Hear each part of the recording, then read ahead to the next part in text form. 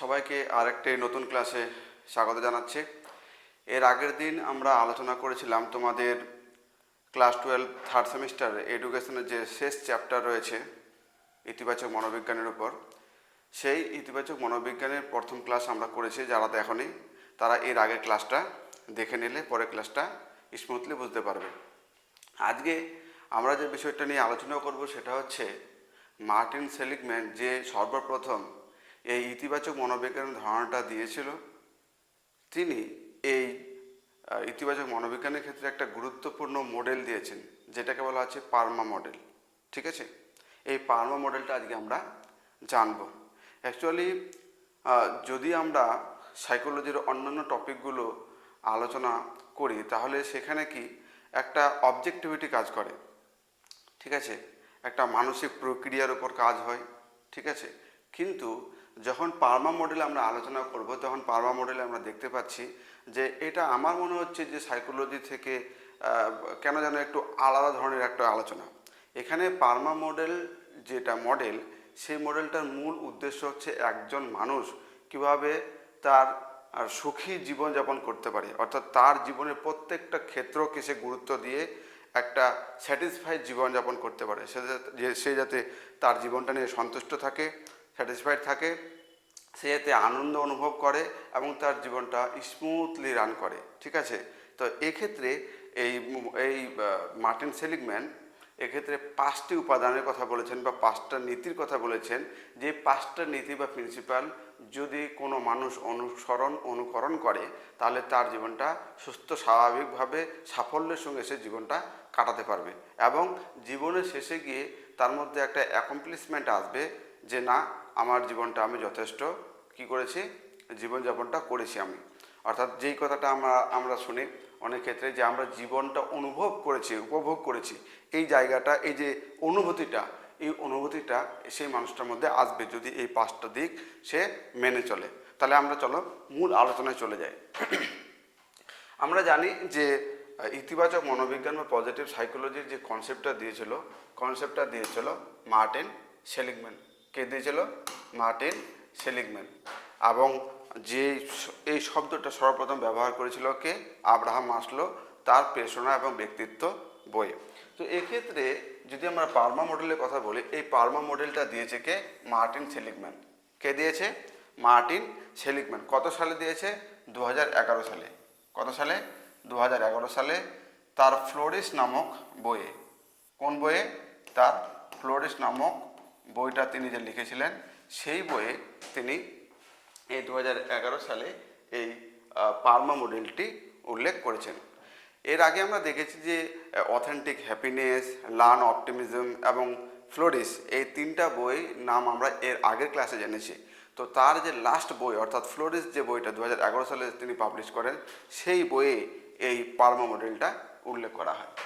এবং এটা কি, পারমা মডেলটা আসলে কি এখানে বলছে যে সুস্থ, সুখী ও অর্থবহ জীবন গঠনের জন্য এই মডেলটা এখানে দেওয়া হয়েছে। একটা মানুষ কীভাবে তার সুস্থ, সুখী এবং অর্থবহ জীবন কাটাতে পারে এর উপর এই গুরুত্ব দিয়ে এই 5টি উপাদানের কথা বলেছে বা 5টি নীতির কথা বলেছে, যে নীতিগুলি অনুকরণ বা অনুসরণ করলে একজন মানুষ তার জীবনটা সুস্থভাবে, শান্তভাবে এবং স্যাটিসফাইড লেভেলে সে জীবনযাপন করতে পারবে। তো আমরা এই যে 5টা উপাদান রয়েছে, সেই 5টা উপাদানে আমরা আলোচনা করব। ঠিক আছে, তাহলে প্রথম হচ্ছে পারমার মধ্যে কি আসছে। প্রথমে যদি আমরা লিখি পারমা, PERMA, ঠিক আছে, তাহলে PERMA যদি লিখি আমরা তাহলে প্রথমে আসছে পি। এই পিটা হচ্ছে কি?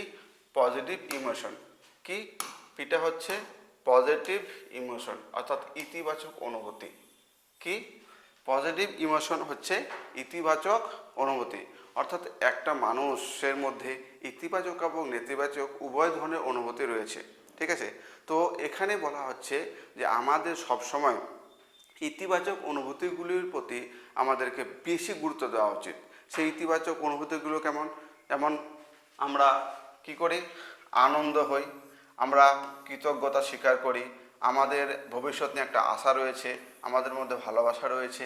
এই যে পজিটিভ ইমোশনগুলো, ঠিক আছে, এই যে পজিটিভ ইমোশনগুলো, অনুভূতিগুলো, এর উপর আমাদেরকে বিশেষভাবে গুরুত্ব দিতে হবে। এবং বলছে যে এই যে পজিটিভ ইমোশনগুলো, এটা আমাদের জীবনের প্রতি যে চাপ, সেই চাপ আমাদেরকে কমিয়ে আনতে সাহায্য করে, ঠিক আছে। এটা খুব সাধারণ একটা বিষয়। যদি আমরা সবসময় পজিটিভ থাকি, তাহলে আমাদের সামনে যে সমস্যাগুলো আসে, সেই সমস্যাগুলোকে আমরা অনেকটা হালকাভাবে নিয়ে জীবনটা কাটাতে পারি। একইভাবে একই জায়গায় একই সমস্যা যদি আরেকজন মানুষ পড়ে এবং সে যদি তার মধ্যে সবসময় নেগেটিভিটি কাজ করে, তাহলে সে কিন্তু সেই বিষয়টা নিয়ে বেশি দুশ্চিন্তায় থাকে, ডিপ্রেশনে চলে যায়, অ্যাংজাইটিতে ভোগে, ঠিক আছে। আর কিছু কিছু মানুষ আছে, যেই সমস্যা আসুক না কেন সেটাকে পজিটিভলি নেয়। আচ্ছা ঠিক আছে, সমস্যা এসে তো সমাধান হবে। যেমন সমস্যা চিরস্থায়ী নয়, ঠিক তেমনি একটা মানুষের জীবনে কি সুখও চিরস্থায়ী নয়। যারা এটা বিশ্বাস করে তারা সহজে অ্যাডজাস্টমেন্ট করতে পারে। তাহলে আমাদেরকে কি করতে হবে? অ্যাকর্ডিং টু মার্টিন সেলিগম্যান, তিনি বলছেন যে পজিটিভ যে ইমোশনগুলো রয়েছে, সেই পজিটিভ ইমোশনগুলোকে গুরুত্ব দিতে হবে। এক কথায় যদি আমরা সহজ কথা বলতে চাই, তাহলে আমাদের সবসময় পজিটিভিটিকে গুরুত্ব দিতে হবে, নেগেটিভ বিষয়গুলোকে আমাদেরকে সরিয়ে রাখতে হবে, বা সেগুলোকে আমাদেরকে যতটা আমরা মাথা থেকে সেটা দূরে সরিয়ে রাখতে পারবো, চর্চা থেকে দূরে সরিয়ে রাখতে পারবো, তত এটা ভালো। তাহলে আমাদেরকে সবসময় পজিটিভ থাকতে হবে। তাহলে এটা হচ্ছে পজিটিভ ইমোশন। চলো আমরা দ্বিতীয় স্টেপে দেখতে যাই। পারমার সেকেন্ড হচ্ছে ই, অর্থাৎ এর কথা বলা হচ্ছে এঙ্গেজমেন্ট বা সম্পৃক্ততা বা ব্যস্ততা, অর্থাৎ কোনো বিষয়ের সঙ্গে সংযুক্ত থাকা।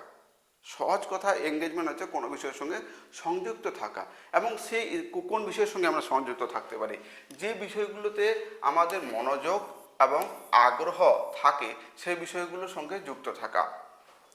যেমন যে কথাটা এর আগে যেন আমি বলেছিলাম, যে আমরা যেই কাজটা করতে পছন্দ করি, আমরা যেই কাজটা আমাদের ভালো লাগে, সেই কাজের প্রতি আমাদের তাহলে আগ্রহ রয়েছে, এবং যে বিষয়ের প্রতি আমাদের আগ্রহ রয়েছে সেই বিষয়ে আমরা মনোযোগ সহজে দিতে পারি, ঠিক আছে।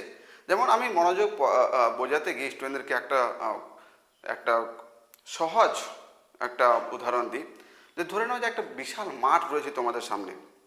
এই বিশাল মাঠে ধরে নাও যে দুটো খেলা হচ্ছে। মাঠের এক সাইডে খেলা হচ্ছে ধরো ক্রিকেট, একদিকে খেলা হচ্ছে ফুটবল।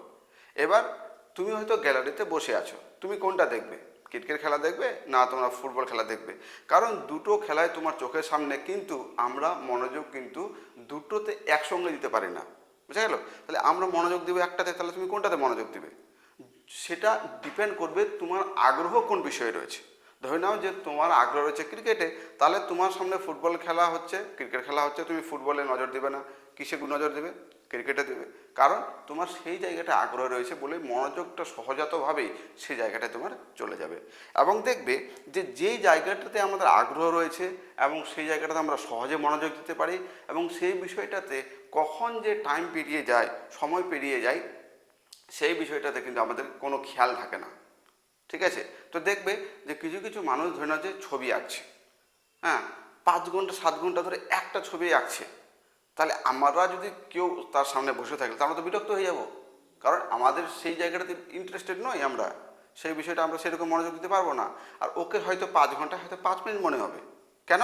কারণ সেই বিষয়টাতে তার আগ্রহ রয়েছে, তার মনোযোগ রয়েছে, বুঝা গেল?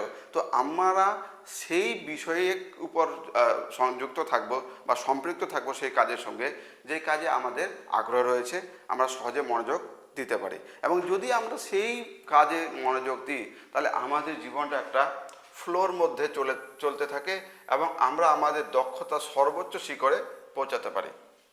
অর্থাৎ যেটা অনেক সময় আমরা আমাদের বিভিন্ন পড়ার ক্ষেত্রে বা বিভিন্ন জিনিস বোঝার ক্ষেত্রে একটা উদাহরণ হয় না, যে যদি আজকে সচিন টেন্ডুলকারকে যদি আমরা এখন গায়ক করার চেষ্টা করতাম, তাহলে হয়তো তিনি সেখানে পৌঁছাতে পারতেন না। লতা মঙ্গেশকরকে যদি এখন আমরা তবলা বাজানো শেখাতাম, তাহলে হয়তো তিনি সেই জায়গায় পৌঁছাতে পারছেন না, যেই জায়গাটা তিনি আজকে গানের ক্ষেত্রে, সঙ্গীতের ক্ষেত্রে পৌঁছেছেন। এই কথাটাকে বলা হচ্ছে, যে জায়গাটাকে পছন্দ করে সেই কাজটাকে তাকে করতে দাও, তাহলে কি করবে? সে সেটাকে এনজয় করবে এবং সে সেই জায়গার একদম সর্বোচ্চ শিখরে পৌঁছাতে পারবে, ঠিক আছে। তাহলে দ্বিতীয় নাম্বারটা আমরা বুঝতে পারলাম, এঙ্গেজমেন্ট। এবার তৃতীয় নাম্বারটা আমরা দেখে নেব। পারমার তৃতীয় নাম্বার হচ্ছে PER, অর্থাৎ আর হচ্ছে কি রিলেশনশিপ, কি আর হচ্ছে কি রিলেশনশিপ। এবার রিলেশনশিপ কার সঙ্গে, অর্থাৎ এই রিলেশনশিপ হবে পরিবার, বন্ধু এবং সমাজের সঙ্গে। ঠিক আছে, আমরা কি করি, অনেকে করে নিজের কাজের মধ্যে এতটা ব্যস্ত হয়ে পড়ি, এতটা যুক্ত হয়ে যায় যে আমাদের পরিবারে কি হচ্ছে, আমাদের সমাজে কি হচ্ছে, বন্ধু বান্ধবদের সঙ্গে কোনো সম্পর্ক নেই, এইগুলো আমাদের মধ্যে হয়ে থাকে। ঠিক আছে, তো এই মার্টিন সেলিগম্যান বলছে যদি আমাদের জীবনটাকে উপভোগ করতে হয়, সাফল্যের সঙ্গে জীবনটা কাটাতে হয়, তাহলে আমাদেরকে সম্পর্কগুলোতেও গুরুত্ব দিতে হবে। আমাদের পরিবারের সঙ্গে আমাদের সম্পর্ক ভালো করতে হবে, আমাদের সমাজের সঙ্গে আমাদের সম্পর্ক ভালো করতে হবে, আমাদের নিজের বন্ধুদের সঙ্গে আমাদের সম্পর্ক ভালো করতে হবে। যদি আমরা এই সম্পর্ক ভালো করতে পারি তাহলে আমরা একটা সুখী জীবন কাটাতে পারবো। ঠিক আছে, একটা সুখী জীবন কাটাতে পারবো এবং ইতিবাচক সম্পর্ক মানসিক সমর্থন, নিরাপত্তা এবং আত্মবিশ্বাস বৃদ্ধি করে। ঠিক আছে, যেই মানুষগুলো এই সম্পর্কগুলোকে টিকিয়ে রাখে, সম্পর্কগুলোকে গুরুত্ব দেয়, সেই মানুষগুলো একটা মানসিক সমর্থন পায় সেই সমাজ থেকে, সেই পরিবার থেকে। ঠিক আছে, নিজের বন্ধু মহলের কাছ থেকে তারা একটা নিরাপত্তা পায় এবং তাদের মধ্যে সেলফ কনফিডেন্স বা আত্মবিশ্বাস তৈরি হয়। ঠিক আছে, কারণ তাকে সমাজের মানুষ সাপোর্ট করবে, পরিবারের মানুষ সাপোর্ট করবে, তার বন্ধু বান্ধবদের থেকে সাপোর্ট করবে, তাহলে তার যে পার্সোনালিটি, সেই পার্সোনালিটি একটু আলাদা রকম হবে। তার মধ্যে সেলফ কনফিডেন্স থাকবে, তার মধ্যে নিজের প্রতি বিশ্বাস, নিজেকে যে তারা সমর্থন করছে এই জন্য তার মধ্যে আত্মবিশ্বাস তৈরি হবে এবং সে একটা সোশ্যাল সিকিউরিটি অনুভব করবে যে না, এই সমাজে বা এই পরিবারে বা এই বন্ধু মহলে তার একটা জায়গা আছে। ঠিক আছে, সে যদি কোনোদিন বিপদে পড়ে তাহলে তার পাশে এরা এসে দাঁড়াবে, তাহলে একটা নিরাপত্তা রয়েছে। ঠিক আছে, তাহলে তৃতীয় নাম্বার যে পয়েন্টটা সেটা হচ্ছে রিলেশনশিপ, অর্থাৎ রিলেশনশিপটাকেও গুরুত্ব দিতে হবে, তবেই আমরা একটা সুখী জীবন কাটাতে পারবো। এবার 4 নাম্বার যে স্টেজটা রয়েছে সেটা হচ্ছে মিনিং। ঠিক আছে, জীবনের অর্থ বা উদ্দেশ্য। শোনো, যখন আমরা মিনিং বলি তখন ধারণা, মিনিং মানে এমনি আক্ষরিক অর্থে আমরা ধারণা বুঝি। অ্যাকচুয়ালি এখানে মিনিং বলতে বলছে যে তোমার জীবনের একটা মিনিং বা একটা অর্থ থাকতে হবে। সহজ কথায় তোমার একটা নির্দিষ্ট লক্ষ্য থাকতে হবে, তোমার জীবনের একটা নির্দিষ্ট লক্ষ্য থাকতে হবে। তাহলে আমরা এটা বলতে পারি যে আমাদের একটা লক্ষ্য থাকতে হবে। ঠিক আছে, প্রত্যেকের জীবনের একটা লক্ষ্য থাকতে হবে। যদি লক্ষ্য না থাকে তাহলে আমাদের জীবনটা অন্যের দ্বারা নিয়ন্ত্রিত হয়ে থাকে। তাহলে এখানে কি বলা হচ্ছে আমরা দেখে নিই। বলছে জীবনের একটি মূল্যবান উদ্দেশ্য বা লক্ষ্য থাকা ব্যক্তিকে অনুপ্রাণিত করে।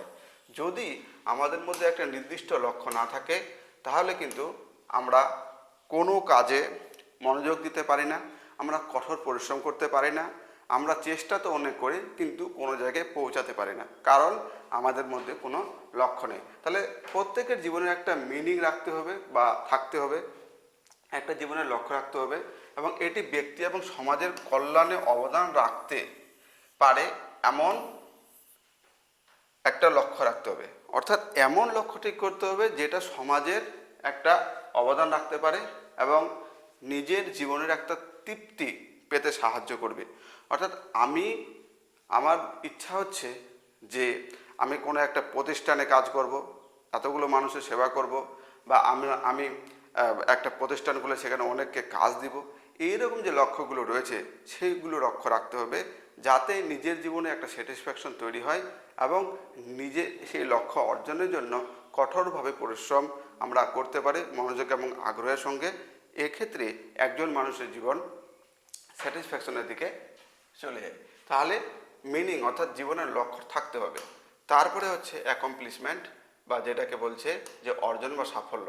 অর্থাৎ আমরা যদি নির্দিষ্ট লক্ষ্যে কাজ করি তাহলে আমরা সেই লক্ষ্যে পৌঁছাই। যখন আমরা লক্ষ্যে পৌঁছাই তখন আমরা সফল হই বা সেটাকে সাফল্য বলে। তো তখন আমাদের মধ্যে একটা আত্মবিশ্বাস এবং আত্মসম্মান আমাদের মধ্যে বৃদ্ধি পায়, কারণ আমরা কঠোর পরিশ্রমের দরুন একটা নির্দিষ্ট জায়গায় পৌঁছাতে পেরেছি। এর জন্য আমাদের মধ্যে আত্মবিশ্বাস এবং আত্মসম্মান তৈরি হয় এবং এই স্টেজটাকেই মার্টিন সেলিগম্যান বলছে অর্জন বা সাফল্য, যেটা ইংরেজিতে বলা হচ্ছে অ্যাকমপ্লিশমেন্ট। তাহলে বলছে যে ছোট বড় সাফল্য ব্যক্তি জীবনের সন্তুষ্টি এবং ভবিষ্যতের জন্য প্রেরণা যোগায়। আচ্ছা, আমরা ছোট বড় ছোট কাজ করেছি, সেখানে সফল হয়েছি। কোনো একটা বিশাল লক্ষ্য নিয়েছিলাম 5 বছর 7 বছর ধরে, সেখানে পৌঁছেছি। এই লক্ষ্য পূরণগুলোই কিন্তু আমাদেরকে পরবর্তী কাজের জন্য আমাদের মধ্যে মোটিভেশন তৈরি করে, প্রেরণা তৈরি করে বা প্রেরণা তৈরি করে। তাহলে আমরা সামারি করে নিচ্ছি যে অ্যাকচুয়ালি আমরা যে কী কী জানলাম। আমরা জানলাম যে 2011 সালে ফ্লোরিস নামক বইয়ে মার্টিন সেলিগম্যান এই পার্মা মডেলটার কথা বলেছে। ঠিক আছে, কে বলেছে এটা? মার্টিন সেলিগম্যান। ঠিক আছে, এখানে তিনি কি বলেছেন? তিনি এখানে দিয়েছেন একটি 5টি উপাদান সমৃদ্ধ একটা মডেল, পার্মা, PERMA,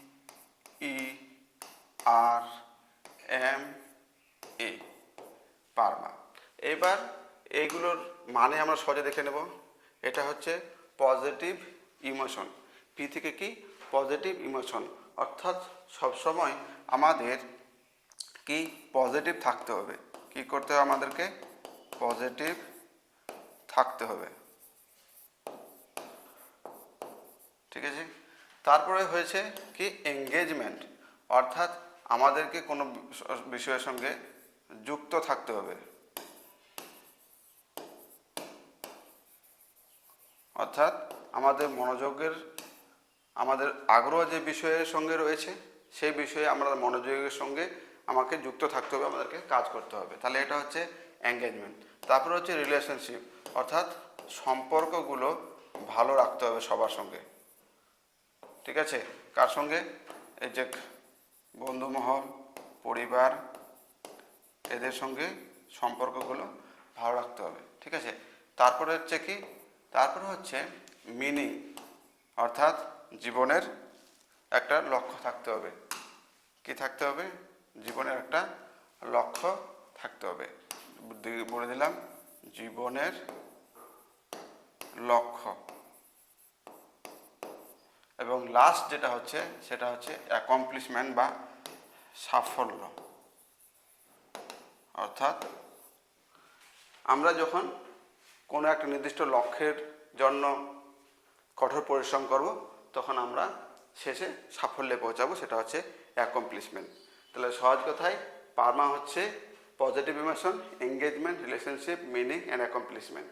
অর্থাৎ আমাদের সবসময় পজিটিভ থাকতে হবে, আমাদের মনোযোগের সহিত আমাদের যেগুলো কাজ ভালো লাগে সেখানে আমাদের এঙ্গেজ থাকতে হবে, যুক্ত থাকতে হবে। আমাদের মধ্যে যে সম্পর্কগুলো আমাদের পরিবারের সঙ্গে, বন্ধুদের সঙ্গে, সমাজের সঙ্গে, সেই সম্পর্কগুলো আমাদেরকে বজায় রাখতে হবে। আমাদের একটা নির্দিষ্ট জীবনের লক্ষ্য রাখতে হবে এবং সেই লক্ষ্যের অভিমুখে কাজ করে আমরা সাফল্যে পৌঁছাবো। তাহলে এই হচ্ছে কি 5টা উপাদান। এই হচ্ছে 5টা উপাদান। যদি এই 5টা নীতি বা 5টা উপাদান একটা মানুষ অনুসরণ করে, মেনে চলে, তাহলে কিন্তু কী হবে? সেই মানুষটা একটা সুস্থ জীবনযাপন করতে পারবে এবং জীবনের শেষে গিয়ে তার মধ্যে এই অনুভূতিটা আসবে যে না, আমি আমার জীবনটাকে আমার মতো কাটিয়েছি এবং এই জীবনের প্রতি আমার কোনো রকম কি নেই, কি বলে মানে একটা কথা বলে না যে জীবনটার প্রতি যে কোশ্চেন, অনুশোচনা, পারফেক্ট কথা হচ্ছে অনুশোচনা।